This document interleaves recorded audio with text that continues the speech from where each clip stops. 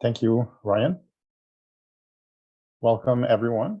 So Ryan, could you please share the link to the survey? So we have quite a variety of people coming in from various organizations coming in for this webinar. And we will touch on a number of different ESG and conservation frameworks.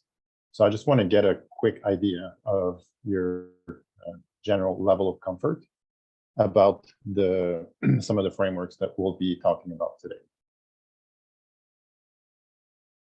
Right, and just to make sure that everyone's kind of starting at the same level, we will present two short introduction videos about the main frameworks that are really the center of this initiative.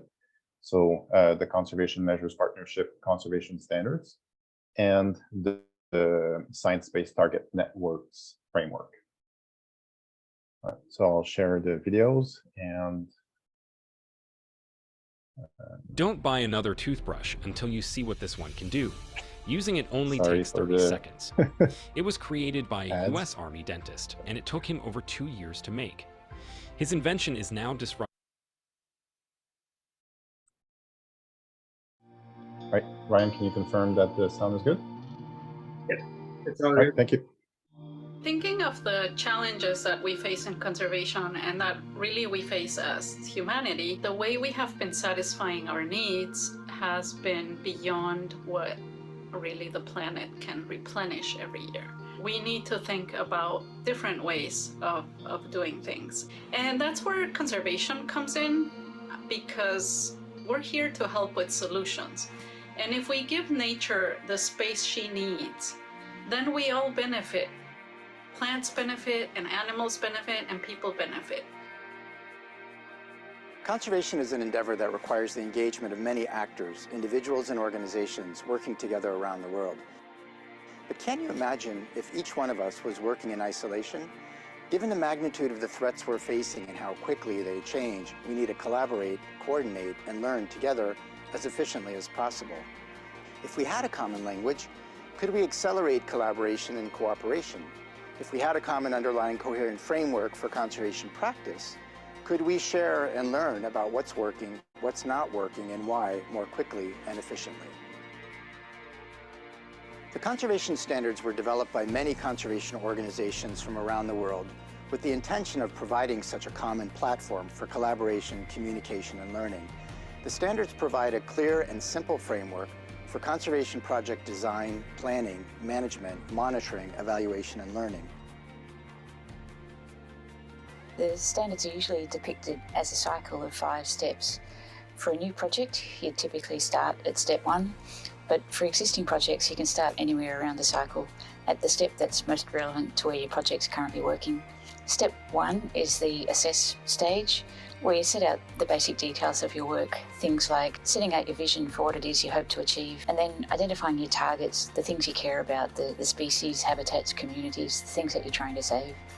With that behind you, step 2 then is the plan stage, where your team can work out exactly what it is you want to do, setting out your goals and your strategies. Step 3 is where the real work happens. It's the implement stage. It's about implementing the strategies and the activities that you've outlined and ensuring that you've got the right resources in place to keep that work going. It also covers collecting all that monitoring data that you need so that you're ready for the next step. Step 4 is about analysing and adapting your work. Here with your team, you periodically take a step back and analyse your monitoring data to see whether what you've been doing is actually working or not. Asking questions like, is your theory of change playing out as you expect? The last step, step 5, covers the principles for sharing your work with your internal and external audiences. It is a flexible and accessible process, so it doesn't depend on a specific amount of resources, which makes it widely usable in the world.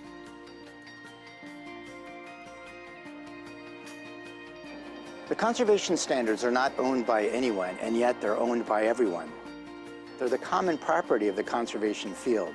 The standards provide a vital means to help us dissolve organizational barriers that often stand in the way of greater collaboration and learning, and aid us to unify our efforts to all pull in the same direction, to tackle the threats our natural world faces and achieve our conservation goals.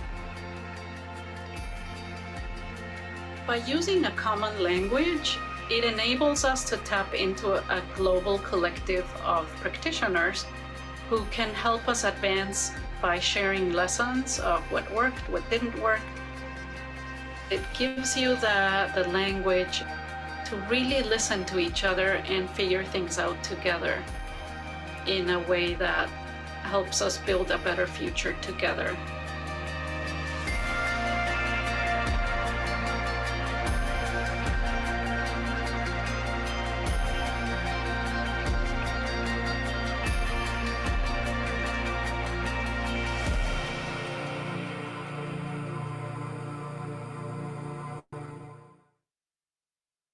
Right, so that was the quick introduction to the conservation standards. Now we're going to move to the science-based targets.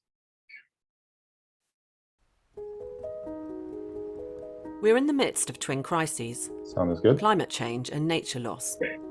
And to secure a healthy, resilient and equitable world, we need to address both together. Not just because nature is climate's greatest ally, absorbing half our carbon emissions a year, but also because nature is the foundation of our economy and our lives. How do you feed 10 billion people in a way that protects our planet? How can we help create a global economy in which companies operate within the Earth's limits? The Science-Based Targets Network has set out to develop science-based targets for nature, guidelines and tools to help businesses understand the complex impacts and dependencies that they have on nature, set targets to limit that impact, and help them contribute to a nature-positive future. We are collaborating and collectively developing a set of solutions so that that becomes a standard of practice. So companies have a dependable place to go to. They know what the best science of the world is saying. So the best science then drives a practical set of solutions that companies can embrace. To ensure science-based targets for nature are as practical, user-friendly and cost-efficient as possible, nearly 100 companies with a combined market cap of $4 trillion collaborate with us, road testing our methods, tools and guidance. We're working on our nature strategy, and we found out about Science-Based Target Network. It was absolutely key that we get involved with them. So I truly believe that SBTN initiative is very important. It's very important to bring rigor and science to nature. We are calling for an agreement on nature, similar to the Paris Agreement on climate change, to halt and reverse nature loss by 2030. Science-based targets for nature will play a key role in making this a reality.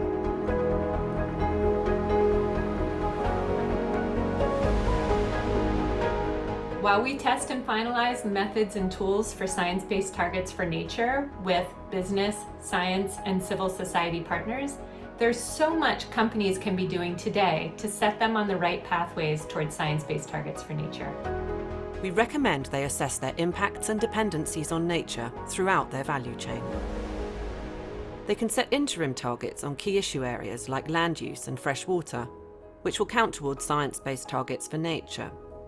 And if they haven't already, they can set science-based targets for climate. And they can lead the way by joining our corporate engagement program.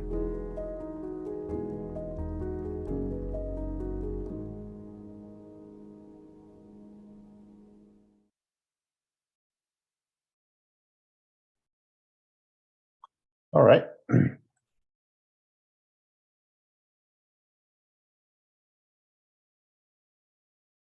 Cool. So let's begin.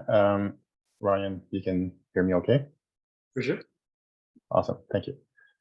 All right. So through the conservation standards, as we've heard, organizations around the globe have been collaborating on the development of a common language, guidelines, and tools to tackle nature loss for more than 20 years. Several corporate environment, social governance, or ESG frameworks are currently being developed by various coalitions to increase consistency in language, process, and information between existing nature-focused and climate-related frameworks, and to foster synergies between the public and the private sector. While in the past, companies and financial institutions were faced with a lack of standards for nature protection, they may now be facing a different issue: the proliferation of standards. The objective of this session is to present participants with opportunities for alignment, mainly between the conservation standards and the science-based target for nature, and to a lesser extent with the Taskforce on Nature-Related Financial Disclosures, or TNFD, and the International Organization for Standardization, ISO, and the International Sustainability Standards Board, ISSB.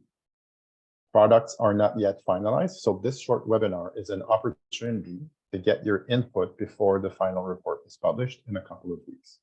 And of course, there's going to be more information in the report than what we have time to present today. All right, so that's the agenda for today. So there's going to be time for questions at the end. And of course, alignment between nature-related frameworks can be accomplished in several different ways.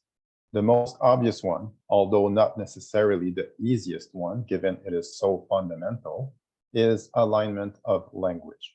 The second one is through conceptual models and classification systems, which show our understanding of how the world functions and our relationship with nature. Next, we can align processes and look at how tools can support them. All right, so first, a quick introduction about where this project comes from and the context.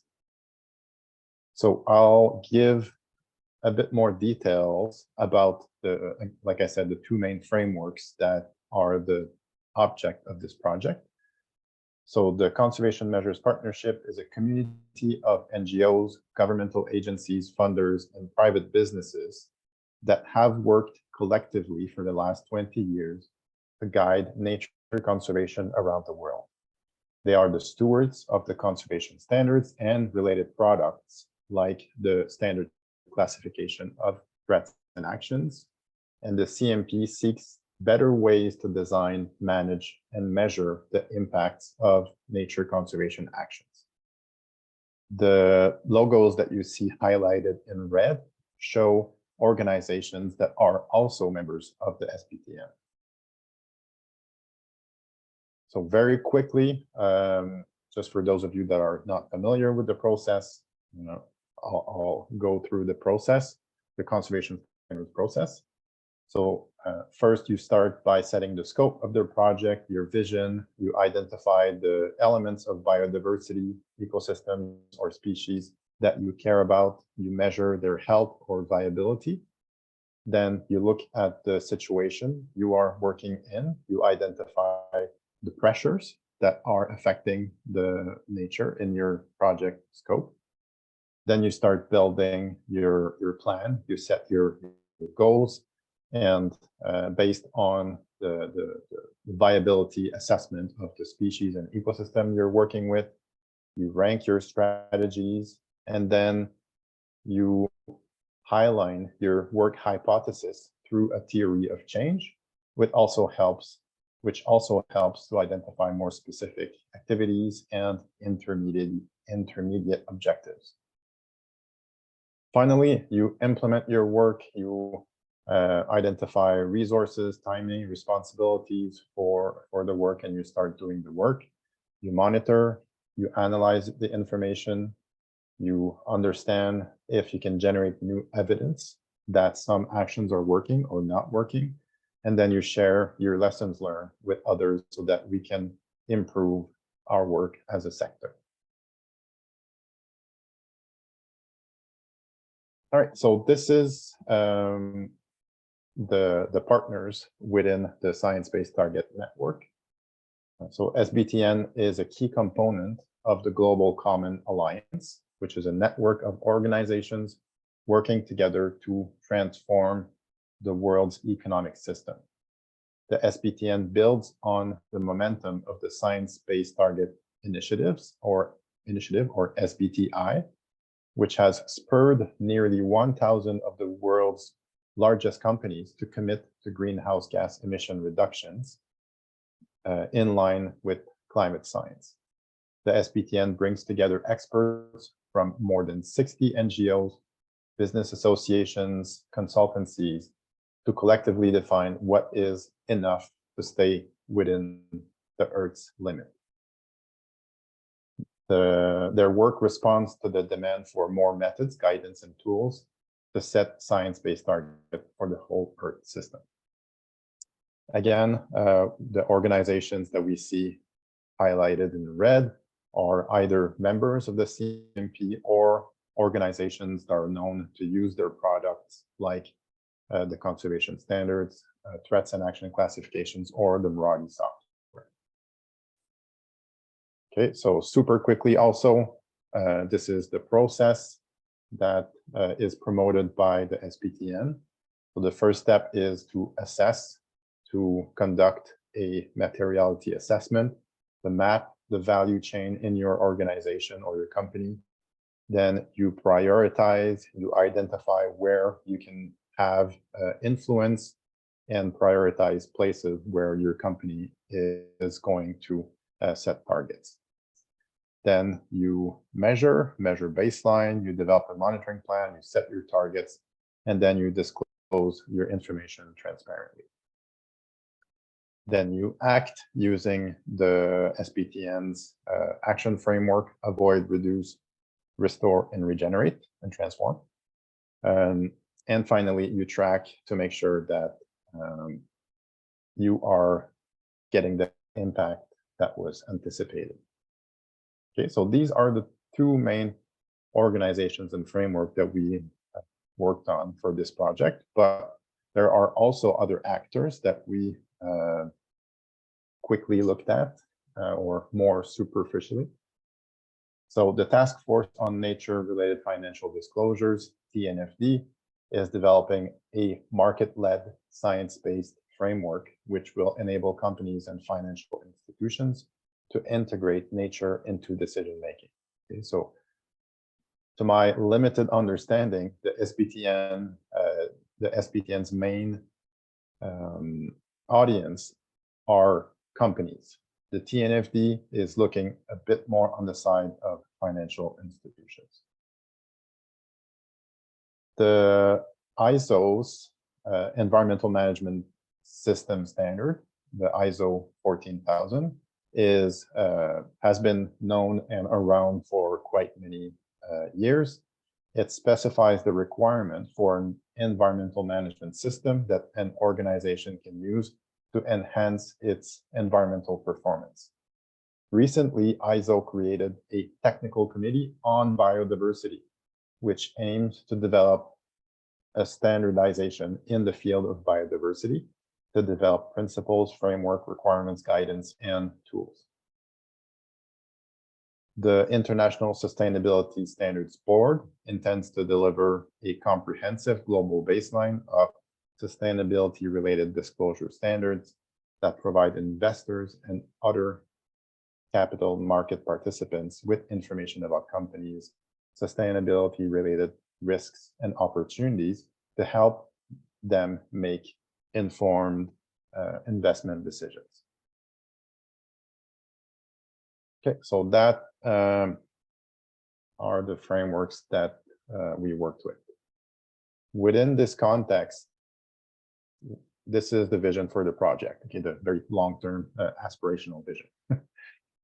So nature-related frameworks build off and align with each other to send a single unified message to all organizations so that we all act and report together on nature loss and climate change. Okay, the more specific purpose of the project is to create alignment between the conservation standards, which is the center of this project, and other nature-related frameworks, including a common language, common conceptual models and classifications, and compatible processes and tools.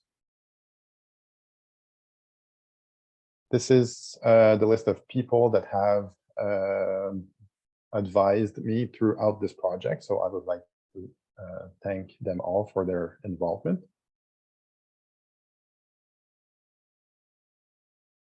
This is roughly the outcomes of the project. So during the first year of the project, we focused on creating awareness between the SBTN and the CMP. In the second year of the project, the objectives were to further expand the partnership between the SBTN and CMP and try to develop efficiencies across networks so that they build off and align with each other.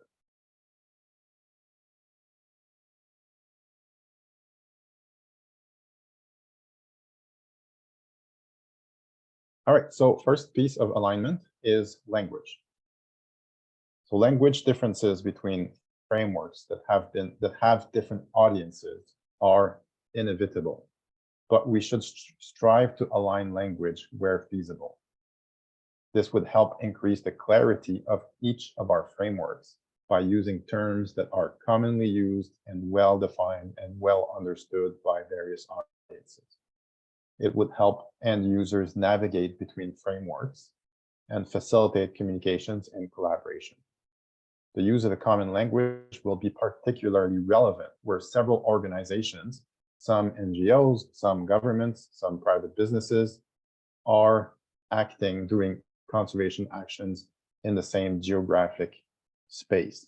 Okay, so what we want to avoid is having people working in the same area, but because they come from various different organizations, they come with their own frameworks and they can't talk to each other. All right, so with that purpose in mind, we developed language equivalencies between some nature-related frameworks. Okay, so we see here columns with terms that are used in the conservation standards and the SBTN, in the TNFD, and the ISO 14000 frameworks. We're not going to have time to go through this sheet in detail, but it's going to be in the final report. So as you can see, there are many similarities between terms used in different nature-related frameworks.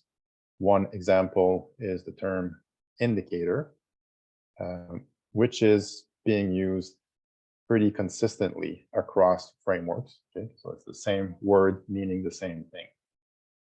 But there are also numerous discrepancies where different terms are being used to describe the same concept. For example, depending on the framework you are using, you may use the term ecosystem services, and other organizations will use the term nature's contribution to people or dependencies. But fundamentally, these, as I understand them, are all the same thing. And sometimes the same terms do not have the same meaning. One example is the term target, which means completely different things depending on if you are speaking the SBTN, the TNFD language, or if you are speaking the conservation standards language.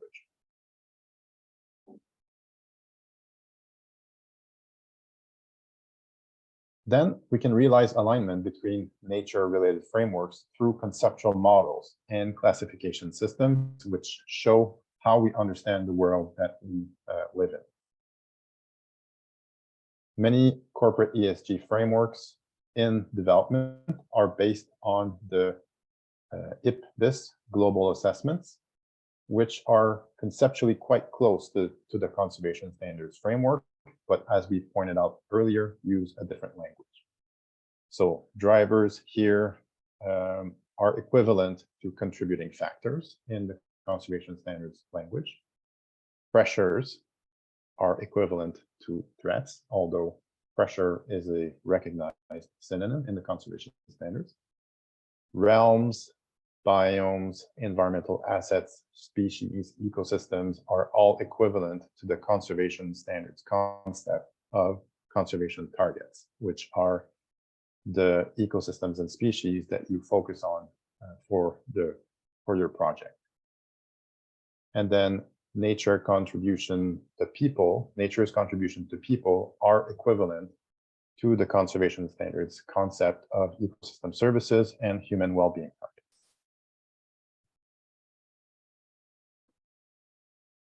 Now, we can expand and drill down on the previous high-level conceptual model using a more complete set of classifications or taxonomies that practitioners can use to describe, report on, and analyze the problems they are facing and the solutions they are using. CMP's taxonomies began with a collaborative effort with the IUCN to create standard classifications of direct threats and conservation actions. Since then, many actors have initiated work on developing corporate ESG taxonomies. This conceptual model presents our attempt at unifying all of those taxonomies in a more complete framework, which aligns mainly the conservation standards, the SBTN and the TNFD.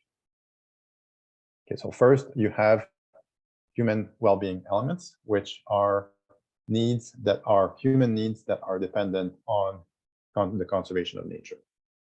Then you have ecosystem services that provide services that nature provides and that can benefit people. Then biodiversity elements, which are elements of biodiversity, species, and ecosystems that a project decides to focus on. You have stresses, which are impaired aspects of nature. Pressures, which are human actions that degrade nature. And then strategies, which are activities that have a common focus and that work together to achieve specific goals and objectives. Okay, so then we can drill down even more, given that all of those are hierarchical. I always have a hard time with that word. Classification. So you can go down to deeper levels to have more precise ways of classifying information. We can also add factors that are typically more relevant to the corporate sector, classify economic activities, where those activities are located in the company's value chain, and also drivers that can have impacts all across this framework. Okay, and then we can drill down even more to lower level and more specific information if this is the level of detail that we want to work with. Okay, so I'm not going to go through this complex diagram, but in the report you will find all the sources for sources of information for all of those classifications. All right, next we can align processes and look at how tools can support nature-related frameworks. So again, complex slide, you don't have to look at everything. So we developed equivalencies between processes outlined in the conservation standards and some ESG corporate ESG frameworks. So here in the middle line, you see the main steps of the conservation standards. And the line below, these are the main steps of the SBTN process. And then above, you have the main steps of the ISO 14000 steps. The images at the bottom are just snapshots of all the sub-steps of all of those frameworks. So we've made a more, I guess, a more detailed assessment of sub-steps as well. The lessons learned here is that in general, all those processes are very similar, okay? But languages differ. Language differs. Steps are not in the same order. Some steps are added, some steps are absent. And guidelines are adapted to the framework's specific audience and purpose. Okay, but in general, they're all slightly different versions of the same process.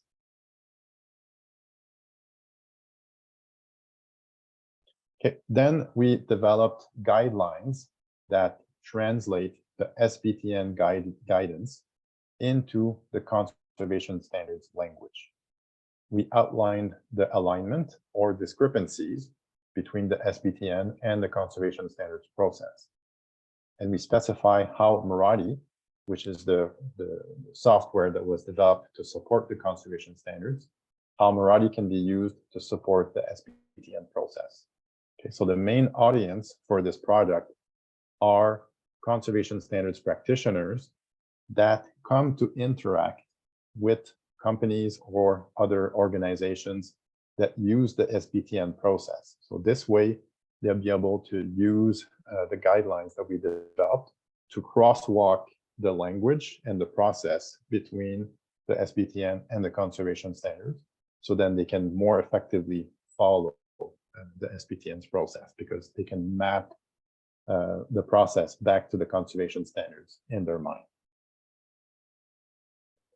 One thing to note here is that the SBTN recognizes that sometimes the lack of evidence or prior experience may make it difficult to assess if a specific action will succeed. Okay, so there's just not enough science to be able to say with certainty that yes, if you do such a thing, it will lead to conservation outcomes. Okay, this answer does not exist for very many conservation actions.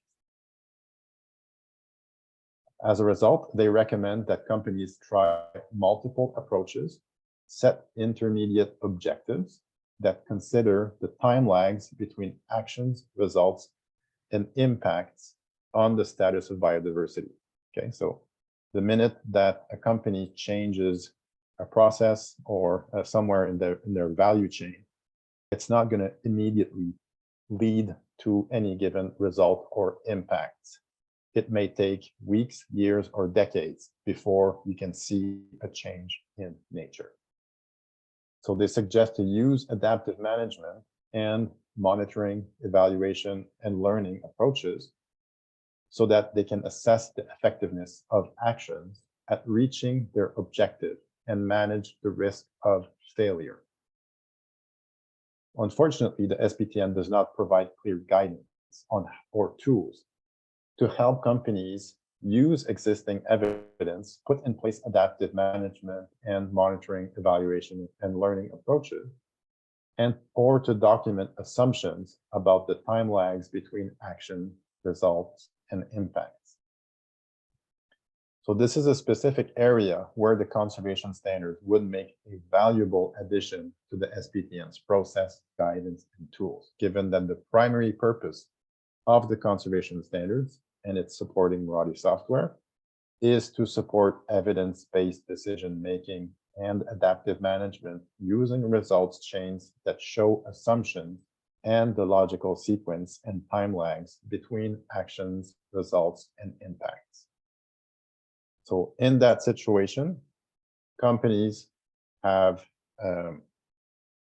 basically three options, okay, given that they currently lack tools to conduct value chain hotspot assessments, to prioritize sustainability strategies, to measure baseline, to develop monitoring plans, to set science-based targets, to disclose information, to monitor indicators, and track progress towards reaching targets.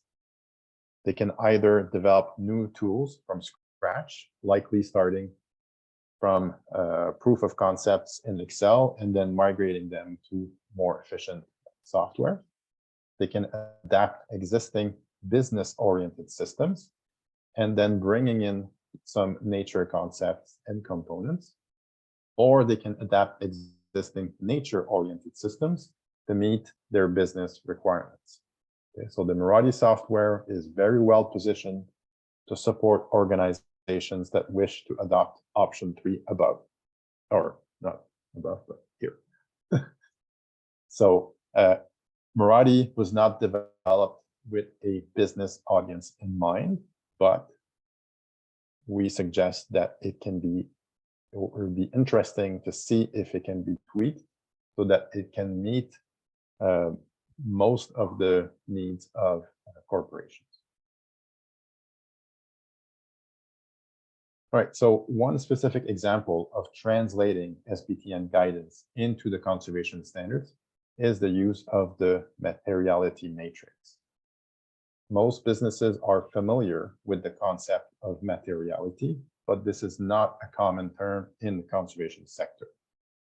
Materiality is usually defined according to two broad dimensions. Okay, you look at one, the importance of an issue to stakeholders, and two, the importance of an issue for the business, which usually means financial importance. Okay, so businesses use a matrix like this to see if ultimately they will do something about a specific issue. A materiality assessment can be conducted using a matrix like we see here on the screen, where lines represent economic activities. So is your company involved in computer and electronics, in footwear, in food retail, etc. And then columns represent the impact that your company may have on nature. So the SBTN intends to develop a materiality tool to develop or to create materiality matrices, and to include downstream impacts as well as dependencies across the whole value chain. So the exercise that you do is that you rank how you think your company is having an impact between very low to very high across the industries where you have activities. And then you can indicate whether those impacts are creating within the direct operation of your company, upstream with your suppliers, or downstream when your products leave your organization.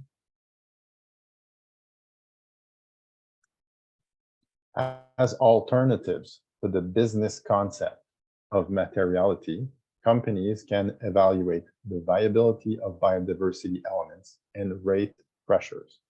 These tools have been tested and improved over decades, specifically for the purpose of nature conservation. So you're not tweaking a business tool to adapt it to nature, you're using tools that were developed to help nature protection. Materiality allows to generate a viability table, which we show here at the bottom right,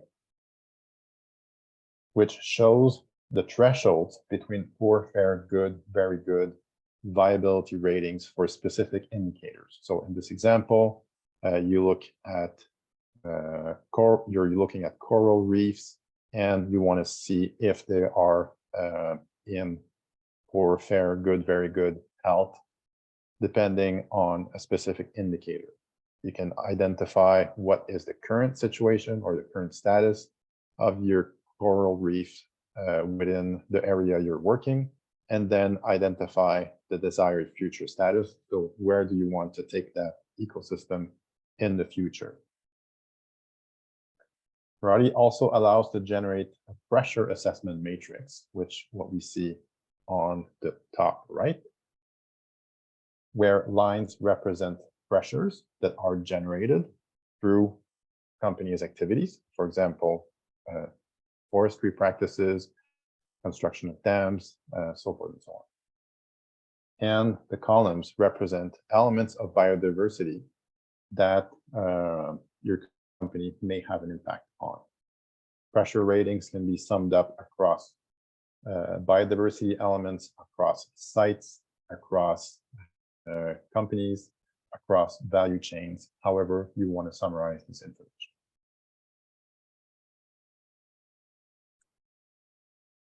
All right, next we're gonna have a quick look at how we can use conceptual models to develop value chain assessments for a hypothetical company that produces bottled water using water sourced from a nearby lake. Okay, so this is your company here. Your company is living within neighboring communities, and both are taking water from a nearby lake. upstream of the company's operations, suppliers are generating pressures on nature. So this is upstream pressures that are being generated. Then the company is generating its own pressures through its direct operations, which is what we see here. Pressures being generated by the company. And finally, downstream pressures are generated through distributors. This is what we see here at the bottom. And then there are other activities that we may call value chain adjacent, which are happening around or inside the landscape where the company is operating, but that don't really have anything to do with the products that they are producing.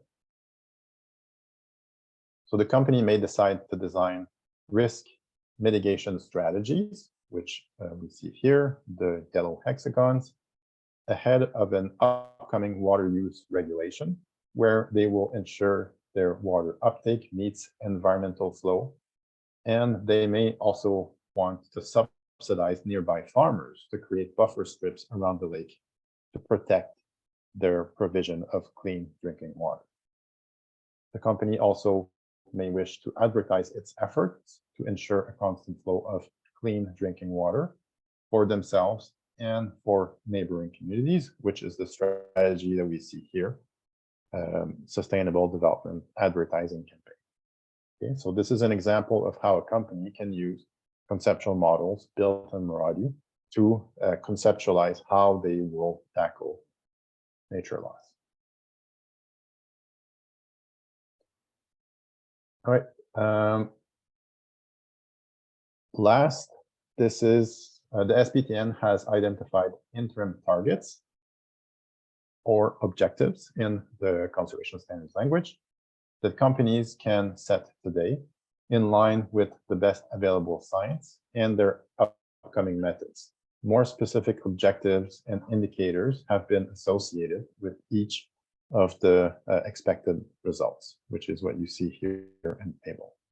This is an area where the CMP could benefit from the work of the SBTN, given that the conservation standards does not prescribe which objectives or indicator conservation projects should use, and this can be a barrier to the assessment of strategy effectiveness across projects. All right, so we developed a list of recommendations for both the CMP and the SBTN. And if you want to get involved, you can visit our workspace. I'll share the link in a minute. You can also join the CMP, CCNet, SBTN, TNFD, and promote alignment between frameworks. So specifically for the CMP, we suggest the creation of a working group whose goal would be to increase alignment with other nature-related frameworks. We suggest that CMP adopts external classifications that are complementary to the classifications that they have developed, that CMP contributes to the development of standard objectives and indicators, which we have just shown, and that they select nature-related disclosure actors and methods and ensure that Meraki is compatible with those actors so that information can be flowed easily to those actors. And to the SBTN, we suggest the adoption of the conservation standards, if not in general, more specifically to support companies in practicing adaptive management and to promote the use of results chains to show the logical sequence and time lags between actions, results, and impacts. And again, we suggest that companies trial the Meraki software as an expert tool to see if it can be tweaked to meet most of their business needs. All right, that's it for me. So Ryan is going to share a link to the slides. So you'll be able to write in your questions here in the boxes. So you can scroll down to the bottom of the presentation, or you can just open up your mic and ask questions. And I see that we also have questions in the chat but I haven't had time to look at them. Ryan, can you summarize those? Yeah, absolutely.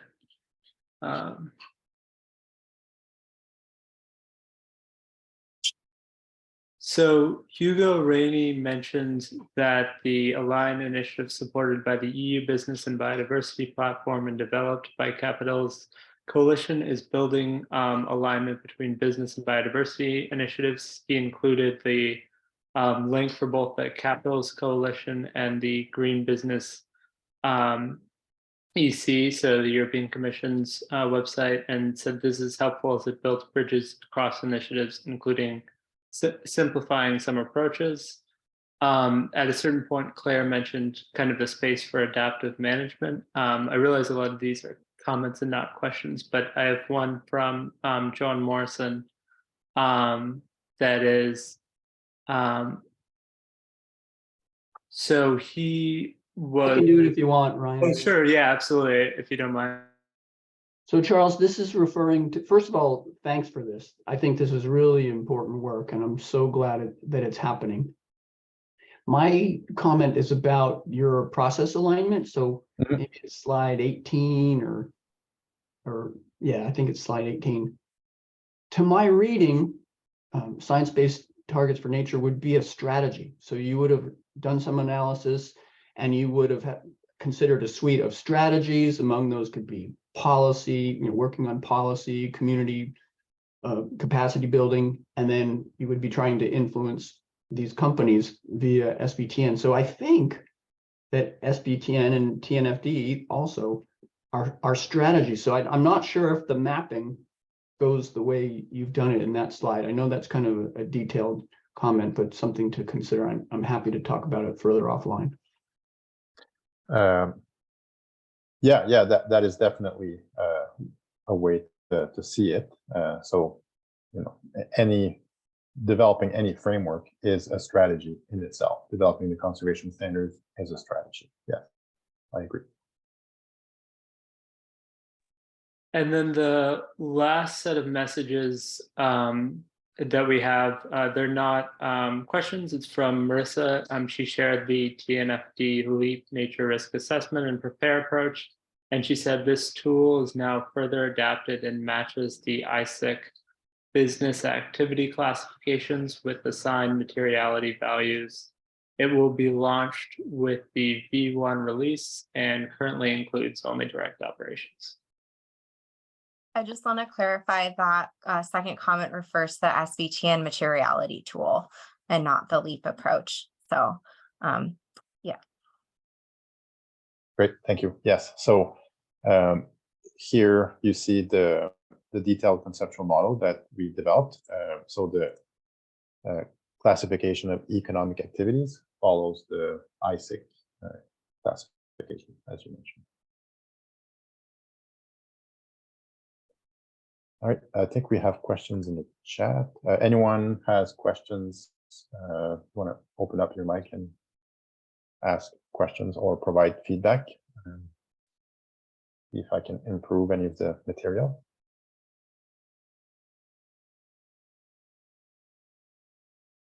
I'll jump in.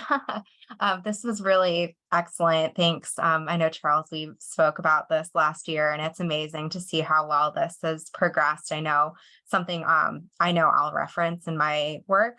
As you know, there's still been a lot of developments, in particular with SBTN, and I realize completing a separate mapping exercise on what they've released or plan to release would be quite a lot of work. I think in particular, the draft landscape engagement target is directly relevant to this. I think it could be really helpful in implementing that particular target. So it might be worth just, spending a couple hours to kind of map out how that would work. And my second comment is really, I think, especially with SBTN, it is very prescriptive, as you know, your approach. And I'd be really interested in almost like a mini case study looking at how you could use these tools to kind of combine a company who wants to align with these frameworks, but also might have a more holistic strategy, since there are quite many aspects of biodiversity conservation work, community engagement that aren't necessarily captured in those frameworks as they're written now. So I'd be interested to kind of see like how they could be used in a combined way.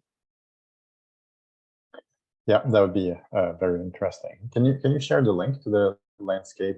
Sorry, I don't remember the landscape development or landscape collaboration.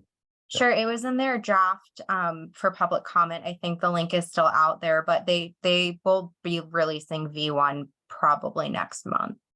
Okay, great, thank you.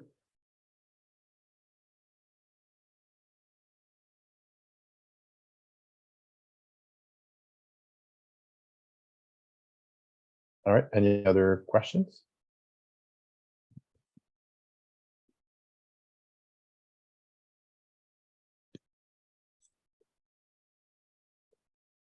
All right, well, I think that's it. So thank you all for your participation. Ryan will share or will be posting the video on YouTube, our YouTube channel, and I will be sharing the recording as well as the final report to everyone who registered to this training. So that will be coming in a couple of weeks. Yes, anyone can stay in the call if they want to chat further. So maybe Brian, you can stop the recording.